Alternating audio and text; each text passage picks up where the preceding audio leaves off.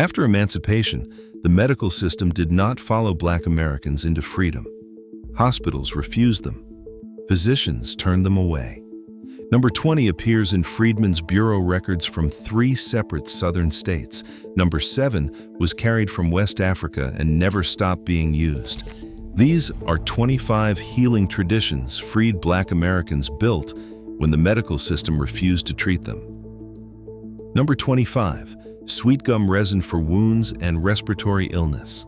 Liquid ambar styrosiflua, sweet gum, the star-leaf tree of southern bottomlands, whose spiny seed balls littered every path, produced an aromatic resin from bark wounds that Black southern communities used for infected wounds, chest complaints, and skin conditions for generations before and after emancipation. The resin, applied warm to wounds, created an antiseptic seal. Inhaled as steam, it opened congested airways. Number 24. Sassafras root bark, spring blood tonic. Sassafras albidum, in the freedmen community context, carried meaning beyond pharmacology. The spring sassafras tea was one of the continuities that connected post-emancipation communities to the knowledge carried through slavery. The same preparation, the same timing, the same seasonal reset that had marked survival through the worst conditions imaginable. The root bark tea, given every spring for the blood thickening of winter, was understood as renewal in the fullest sense. Number 23. Horsemint for fever and infection. Monarda punctata, spotted bee balm, horsemint, was the fever and infection medicine of southern communities that the mainstream botanical literature had documented, but that freedmen community practice maintained in ways the literature did not record. Given as a hot tea for fever, applied as a poultice for infected skin, and used as a steam inhalation for respiratory illness, horsemint was the all-purpose antimicrobial medicine of the southern coastal plain communities where it grew abundantly. Number 22. Cotton root bark for women's health.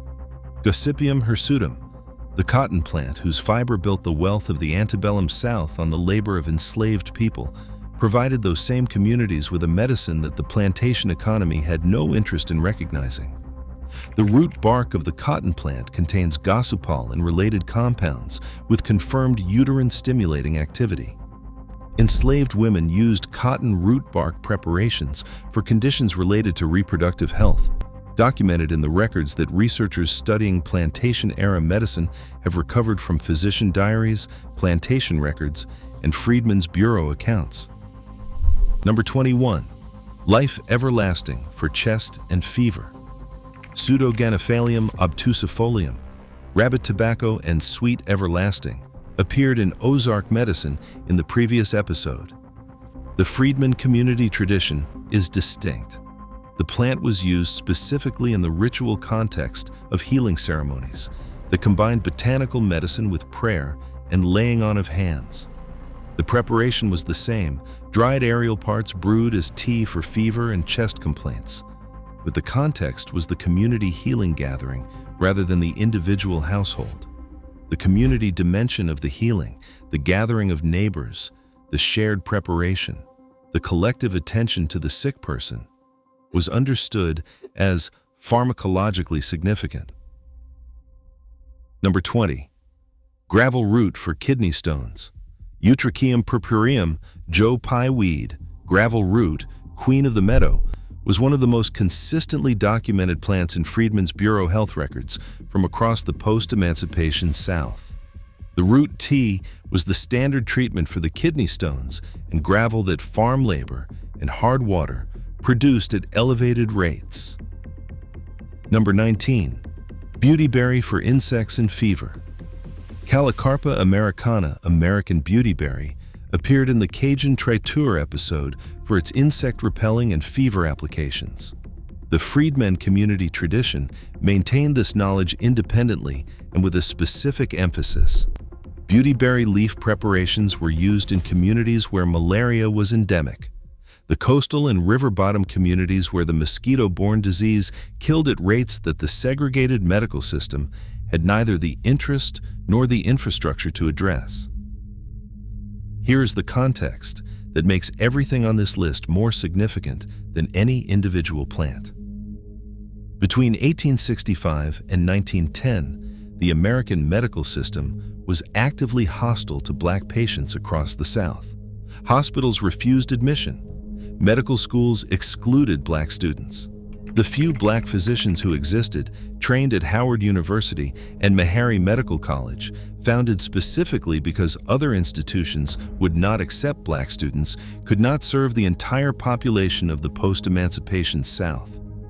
The healing traditions on this list were not supplementary to medicine. For the communities that used them, they were medicine. Number 18. Wax myrtle for candles, fever, and wounds. Myrica cerifera, wax myrtle, bayberry, appeared in the Cajun Triteur episode for its fever and candle applications. The Freedmen community tradition used it differently.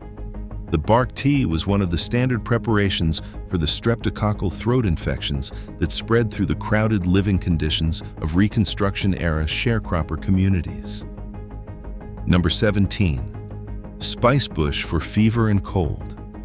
Lindera benzoin, in the Freedmen community context, was the fever and cold medicine maintained by the oldest healers in post-emancipation communities, the ones whose knowledge extended back through slavery to the period when the botanical pharmacopoeia of the plantation South was being assembled from three sources: West African botanical traditions, indigenous southeastern knowledge, and the European herbal medicine of overseers and plantation physicians. The spicebush preparation maintained in Freedmen communities reflected all three influences simultaneously. Number 16. Sweet leaf for wounds and as a dye medicine. Simplicose tinctoria, sweet leaf, horse sugar, the shrub of southern forest understories whose leaves were eaten by livestock for their unusual sweetness, was used medicinally in Freedmen communities for wound washing and skin conditions. The leaves contain tannins and flavonoids with confirmed astringent and antimicrobial properties. The plant was also used as a natural yellow dye. The same phytochemical compounds responsible for the color were responsible for the astringent wound washing activity. In communities that produced their own textiles through necessity, the plant that dyed cloth also treated the hands that worked the cloth. Number 15. Muscadine vine for strength and immunity. Vitis rotundifolia, muscadine grape, appeared in the Cajun Triteur episode for its resveratrol content and cardiovascular applications. The Freedmen community tradition used it differently and with a specific cultural significance. Muscadine wine, made in small batches for personal and community use, was given to the sick and the elderly as a restorative. The combination of grape-derived resveratrol and antioxidants.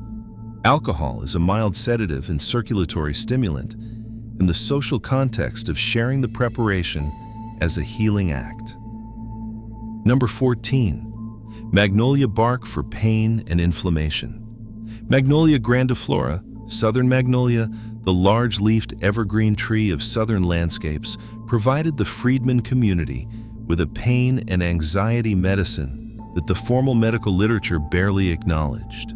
The bark contains magnolol and enochiol, with confirmed anti-inflammatory and anxiolytic activity.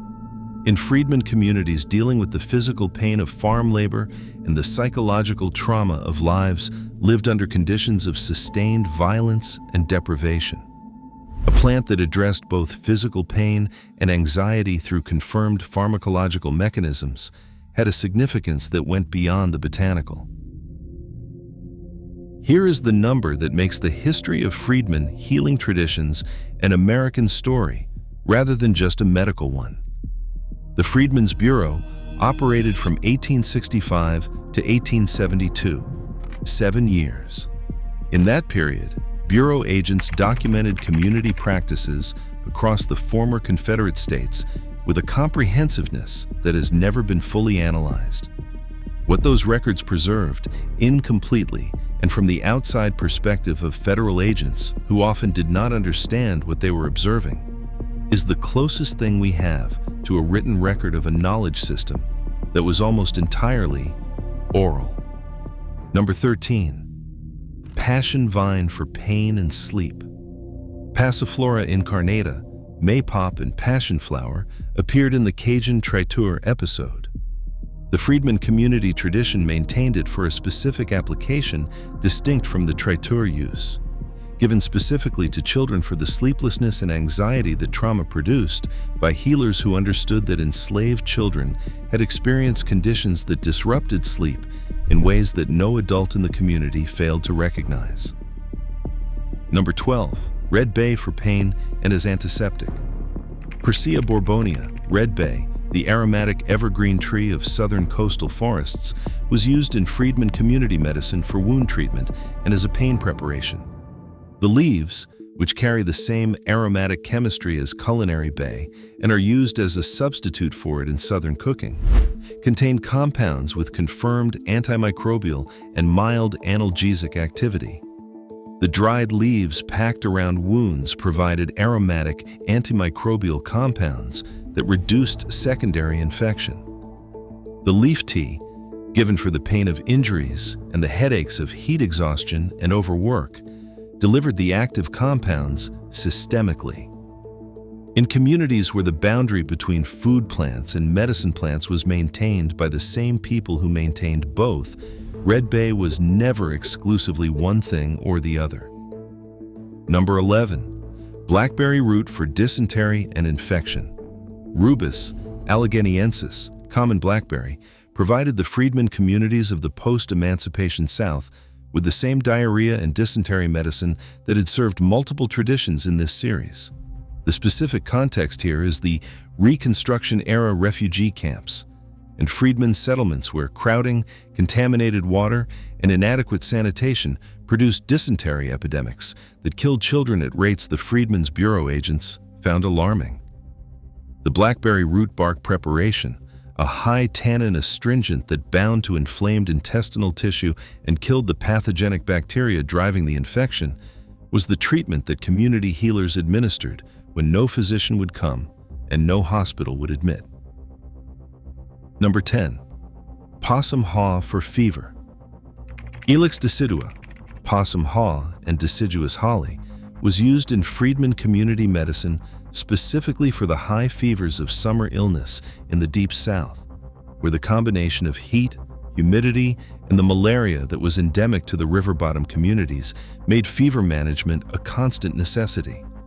The bark, prepared as a tea, had antipyretic properties consistent with other ilex species. The bright red berries, which persisted through winter and were visible from a distance, made possum haw one of the easier medicinal plants to locate in the landscape. In communities that often had to gather their medicine from land they did not own, a plant that announced its location from 30 feet away with a display of red berries had a practical value beyond its pharmacological activity. Number 9. Groundnut for nutrition in times of scarcity.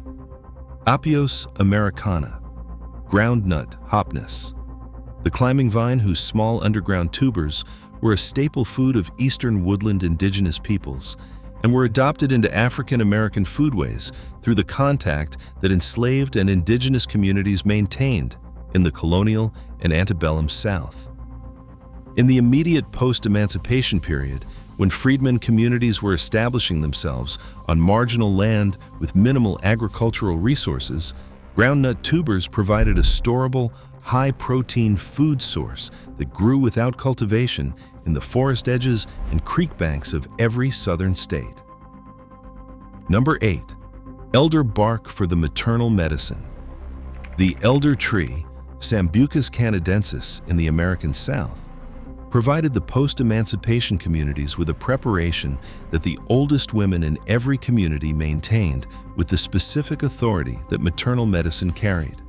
The bark of elder root, used in small doses, had uterine-stimulating properties that the community's female healers understood precisely and applied with the same careful dosage knowledge that made similar preparations pharmacologically appropriate rather than dangerous.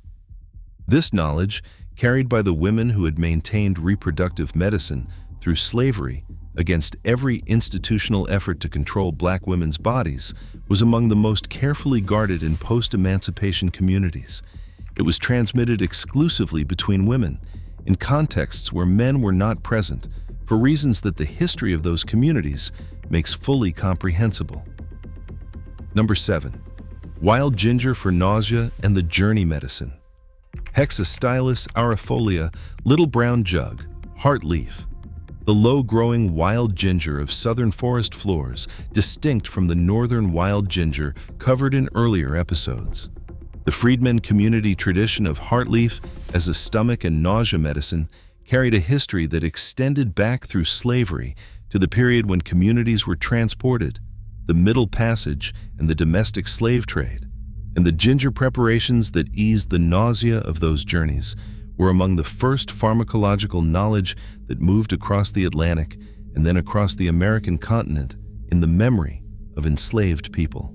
The heartleaf that grew in the forest understory of every southern state where the post-emancipation communities settled was recognized and used by the oldest members of those communities because someone before them had made sure the recognition survived. Number 6. Poke root, the most carefully held knowledge. Phytolacca americana, pokeweed, in the Freedmen community tradition required the same clarification as in the Ozark episode, and a different one. The mature root in large doses is genuinely dangerous.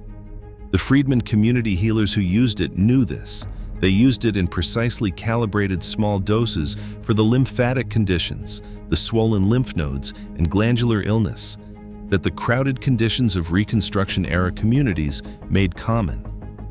The careful dosage knowledge was not incidental to the preparation. It was the preparation. The community healers who held this knowledge held it carefully, transmitted it only to those who had demonstrated the judgment to use it correctly, and understood that the line between medicine and harm was the knowledge itself. Number 5. Pennywort for brain and circulation. Hydrocotyl umbellata, American pennywort, dollarweed, the small, round-leafed plant of wet southern lawns and roadsides, was used in Freedmen community medicine for the cognitive complaints of aging and the circulatory sluggishness that hard physical labor produced over a lifetime. Modern research on the related Asian species, Centella asiatica, Gotu kola, has confirmed significant cognitive protective and circulation-supporting properties in the triterpenoid compounds shared across hydrocotyl species. Number 4. Virginia willow.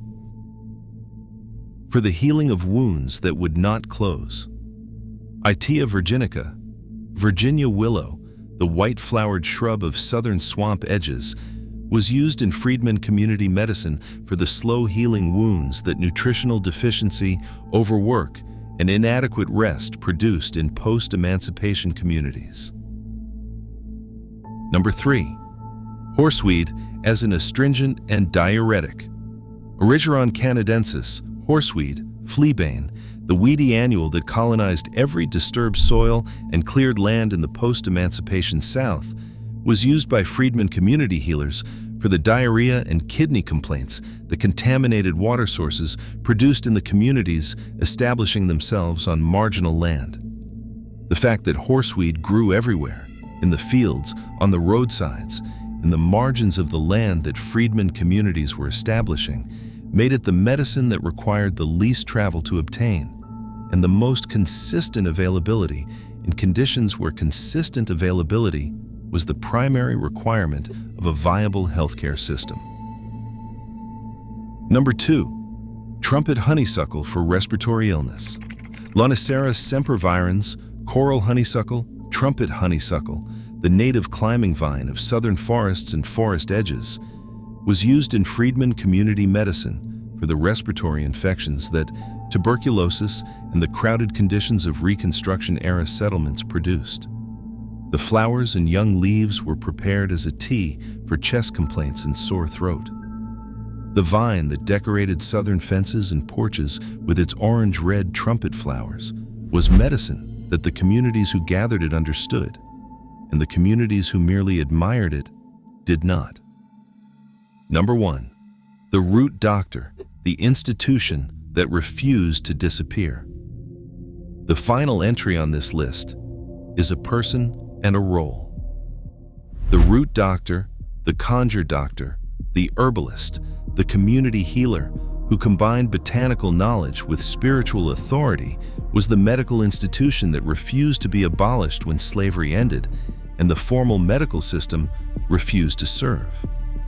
The root doctors of the post-emancipation South maintained a knowledge system that drew on West African botanical traditions, indigenous southeastern pharmacology, and the European herbal medicine that had filtered through plantation culture. Their authority was not licensed.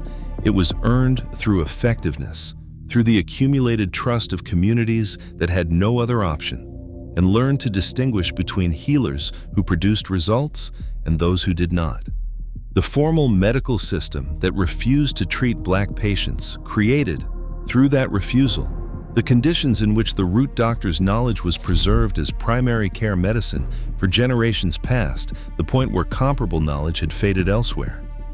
The exclusion that was meant to subordinate produced instead a pharmacological resilience that outlasted the intentions of the people who designed it. 25 traditions from communities that built their medicine in the space the system left empty. The root doctors are still out there. Their knowledge is still alive in the communities that needed it most and discarded it last. Subscribe to Forgotten American Ways. This knowledge belongs to the people who kept it alive. We are honored to help bring it forward.